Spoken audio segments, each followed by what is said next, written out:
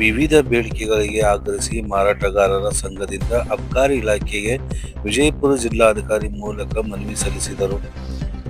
ಹೆಚ್ಚುವರಿ ಅಬಕಾರಿ ಶುಲ್ಕ ವಿಧಿಸದಂತೆ ಮನವಿ ಮಾಡಿದರಲ್ಲದೆ ಸಣ್ಣದು ಶುಲ್ಕ ಹೆಚ್ಚಳ ಮಾಡದಂತೆ ಆಗ್ರಹಿಸಿ ಮನವಿ ನೀಡಿದ ವಿಜಯಪುರ ಜಿಲ್ಲಾ ಮದ್ಯ ಮಾರಾಟಗಾರರ ಸಂಘ 10ಕ್ಕೂ ಹೆಚ್ಚು ವಿವಿಧ ಬೇಡಿಕೆಗಳನ್ನು ಪ್ರಸ್ತಾವನೆಯನ್ನು ಸಲ್ಲಿಸಿದರು.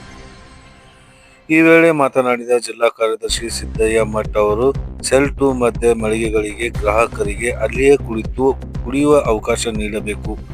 ಇದರಿಂದ ಶಾಲಾ, ಕಾಲೇಜು ಮತ್ತು ಸಾರ್ವಜನಿಕ ಸ್ಥಳಗಳಲ್ಲಿ ನಡೆಯುವ ಮದ್ಯಪಾನ ತಡೆಗಟ್ಟಬಹುದಾಗಿದೆ. ನಗರ ಹಾಗೂ ಪಟ್ಟಣಗಳಲ್ಲಿ ಸ್ವಚ್ಛತೆಯನ್ನು ಕಾಯ್ದುಕೊಳ್ಳಲು ಅನುಕೂಲವಾಗಲಿದೆ. ಸಣ್ಣ ವ್ಯಾಪಾರಿಗಳಿಗೆ ಈ ಮೊದಲಿನಂತೆ 20% ಲಾಭಾಂಶ ನೀಡಬೇಕು. ಕೆಲವು ಮಾಧ್ಯಮ ಮಳಿಗೆಗಳಿಗೆ ಲೈಸೆನ್ಸ್ಗಳನ್ನು ಹರಾಜು ಹಾಕುವುದಾಗಿ ಸರ್ಕಾರದಲ್ಲಿ ಪ್ರಸ್ತಾವನೆ ಇದ್ದು, ಅದನ್ನು ಕೂಡಲೇ ಕೈಬಿಡಬೇಕು ಎಂದು ಮನವಿ ಸಲ್ಲಿಸಿದರು.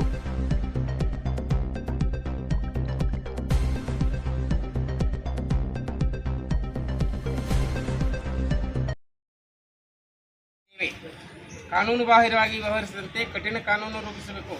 ಈ ವ್ಯವಸ್ಥೆ ಬಯಸುವ ಸನ್ನದ್ಧರಿಗೆ ಹೆಚ್ಚುವರಿ ಶುಲ್ಕ ವಿಧಿಸುವುದರಿಂದ ಸರ್ಕಾರದ ವರಮಾನ ಹೆಚ್ಚಳಕ್ಕೆ ಸಹಾಯವಾಗುತ್ತದೆ. CL9ಗಳಲ್ಲಿ ಮಾತ್ರ ಹೆಚ್ಚುವರಿ ಕೌಂಟರ್ಗಳನ್ನು ಶುಲ್ಕ ವಿಧಿಸಿ ನೀಡುವ ಕುರಿತು ಮಂಜೂರಾದ ಸನ್ನದ್ದು ಆವರಣದಲ್ಲಿ ಮೊದಲನೇ ಮಹಡಿ ಇದ್ದಲ್ಲಿ ಅದು ತುಂಬ ಸಹಕಾರಿಯಾಗುತ್ತದೆ ಮತ್ತು ಹೆಚ್ಚುವರಿ ಶುಲ್ಕ ವಿಧಿಸಬಹುದು. CL9ಗಳಲ್ಲಿ ಮದ್ಯವನ್ನು ಪಾರ್ಸಲ್ ರೂಪದಲ್ಲಿ ಮಾರಾಟ ಮಾಡುವ ಕುರಿತು ಕಾನೂನು ತಿದ್ದುಪಡಿ ಮಾಡುವಂತೆ ಕೋರುತ್ತಿದ್ದೇವೆ.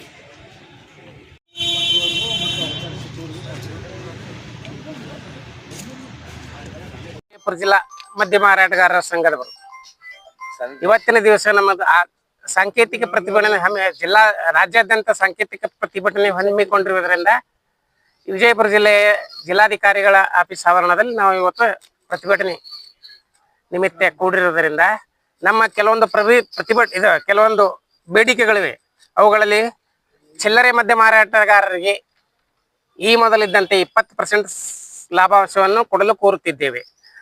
ಹೆಚ್ಚುವರಿ ಅಬಕಾರಿ ಶುಲ್ಕವನ್ನು ಕಡಿಮೆ ಮಾಡುವ ಕುರಿತು ಯಾವುದೇ ಕಾರಣಕ್ಕೂ ಸನ್ನದ್ಧ ಶುಲ್ಕವನ್ನು ಹೆಚ್ಚುವರಿ ಮಾಡಬಾರದಾಗಿ ವಿನಂತಿ.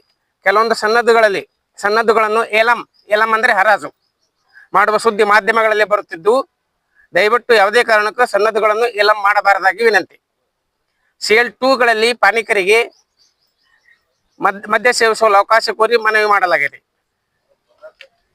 ಅದಕ್ಕಾಗಿ ಹೆಚ್ಚುವರಿ ಅಬಕಾರಿ ಶುಲ್ಕವನ್ನು ಹೆಚ್ಚುವರಿ ಲೈಸೆನ್ಸ್ ಫೀ ನಿಗದಿಪಡಿಸಿ ಪರ್ಮಿಷನ್ ಕೊಟ್ಟರಪ್ಪ ಅಂತಂದ್ರೆ ಕೆಲವೊಂದು ಅವ್ಯವಸ್ಥೆ ಏನದಲ್ಲ, ಎಲ್ಲರ ರಸ್ತೆಯಲ್ಲಿ ಕುಡಿದು ಅಲ್ಲಿ ಕುಡಿದು ಇಲ್ಲಿ ಕುಡಿದು ಇವೆಲ್ಲ ತಪ್ತಾವೆ. ಈ ಹೆಚ್ಚಾನೆಚ್ಚ ನೀವು ನಗರದ ಮಧ್ಯಭಾಗದಲ್ಲಿ ರೋಡಲ್ಲಿ ಕುಡಿದು ಅಲ್ಲಿ ಕುಡಿದು ಈ ಕುಡಿದು ಎಲ್ಲ ಈ MRP ಅಂಗಡಿಯಾಗಿ ತೊಗೊಂಡು ಹೋಗೋದ್ರಿಂದ ಸಮಸ್ಯೆಗಳು ಬಹಳ ಆಗ್ತಾವೆ. ಶಾಲಾ ಆವರಣದಲ್ಲಿ ಮತ್ತೆ ರೋಡ್ನಲ್ಲಿ, ಗಾರ್ಡನ್ಗಳಲ್ಲಿ ಎಲ್ಲ ಇದರಲ್ಲಿ ಟೌನ್ ಎಲ್ಲ ಗಲೀಜ್ ಆಗ್ತಾ ಇದೆ. ಇದನ್ನ ನಮ್ಮಲ್ಲೇ ನೀವು ಹೆಚ್ಚುವರಿ ಕುಡಿದ ಪರ್ಮಿಷನ್ ಕೊಡುದ್ರಪ್ಪ ಅಂತಂದ್ರೆ ಇವೆಲ್ಲ ತಪ್ತಾವ. MSL ಅಂಗಡಿಗಳಲ್ಲಿ CL 2ಗಳಲ್ಲಿ ಕೂತ್ ಕುಡಿಲಿಕ್ಕೆ ನಮಗೆ ಅವಕಾಶ ಕೊಟ್ರಪ್ಪ ಅಂತಂದ್ರೆ ಜನ ರೋಡಿಗೆ ಹೋಗುದಿಲ್ಲ. ಈಗ ಏನಾಗ್ತದೆ, ಕಮ್ಮಿ ರೇಟ್ ಸಿಗ್ತದ ಬಾ ಅಂತ ಹೇಳಿಸಿಂದ MSL ಆಗಲಿ MRP ಅಂಗಡಿ ಒಳಗಾಗಲಿ ತೊಗೊಂಡೋಗಿಸಿದ ರೋಡ್ನಲ್ಲಿ ಕೂತ್ ಕುಡಿತಾರ. ಕೂತ್ ಕುಡಿದು ಅಲ್ಲೇ ರೋಡ್ನಾಗ ಹೋಗಿದ್ದು, ಬಾಟ್ಲಿ ಹೋಗಿದ್ದು, ರೋಡ್ನಲ್ಲಿ ಎಷ್ಟೋ ಮಂದಿ ಬೀರ್ ಬಾಟ್ಲಿ ರೋಡ್ನಾಗೆ ಹೋಗಿತಾರ ಕುಡಿದು. ಅವ್ರಿಗೆಲ್ಲ ಅಂಗಡಿಕಾರರಿಗೆ ಕೈಯಾಗ ಏನೂ ಇರುದಿಲ್ಲ. ಈಗ ಅವ್ರು ತೊಗೊಂಡು ಹೋಗ್ತಾರೆ, ಎಲ್ಲಿ ಏನೋ ಹೊಲಸು ಮಾಡ್ತಾರ, ಅದು ಏನೂ ಗೊತ್ತಾಗೋದಿಲ್ಲ. ಇದು ನಮ್ಮಲ್ಲೇ ಕೂತ್ ಕುಡಿದ್ರಪ್ಪ ಅಂದ್ರೆ ನಾವು ಹೆಚ್ಚಕಮ್ಮ ನಮ್ಮ ಬಾಟ್ಲಿಗಳಾಗ್ಲಿ, ನಮ್ಮ ಟೆಟ್ರಾ ಪ್ಯಾಕ್ ಆಗಲಿ ಈ ಹೆಚ್ಚಿರುವುದು ಶಾಲಾ ಆವರಣಗಳಲ್ಲಿ. ರಾತ್ರಿ ಏನು ಇರಲ್ಲ, 5 ಗಂಟೆ ಶಾಲೆ ಮುಗಿತಪ್ಪ ಅಂತಂದ್ರೆ ತೊಗೊಂಡು ಹೋಗಿ ಅಲ್ಲಿ ಕೂತ್ ಕುಡಿತಾರೆ. ಯಾರು ಶಾಲಾ ಆವರಣೆಗೆ ಅವ್ರಿಗೆ ಹೇಳಕ್ ಬರೋದಿಲ್ಲ, ಏನಿಲ್ಲ. ಇಂಥವೆಲ್ಲ ಸಮಸ್ಯೆಗಳು ತಪ್ಪಬೇಕಪ್ಪ ಅಂತಂದ್ರೆ ಕೆಲವೊಂದು ಕಾಯ್ದೆಗಳನ್ನು ತಿದ್ದುಪಡಿ ಆಗ್ಲೇಬೇಕು. ಕರ್ನಾಟಕದಲ್ಲಿ 1965ರಲ್ಲಿ ಕಾಯ್ದೆ ಆಗಿದ್ದು ಇವತ್ತಿನ ತನ ಅದೇ ಕಾಯ್ದೆ ಬಂದಿದ್ದದ. ಕೆಲವೊಂದು ಕಾಯ್ದೆಗಳನ್ನು ತಿದ್ದುಪಡಿ ಮಾಡ್ಕೋಬೇಕು.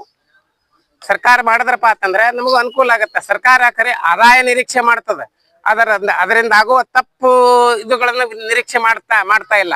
ಅದನ್ನ ಕೆಲವು ಲೈಸೆನ್ಸ್ದಾರಗಳಲ್ಲಿ ನಮ್ಮ ಸಂಘದ ಜೊತೆ ಮಾತನಾಡಿಸಿಂದ ಕೆಲವೊಂದು ತಿದ್ದುಪಡಿ ಮಾಡಿದ್ರಪ್ಪ ಅಂತಂದ್ರೆ ನಮಗೂ ಅನುಕೂಲ ಆಗತ್ತೆ, ಈ ಹೊಲಸಾಗೋದು ಬಂದಾಗತ್ತೆ.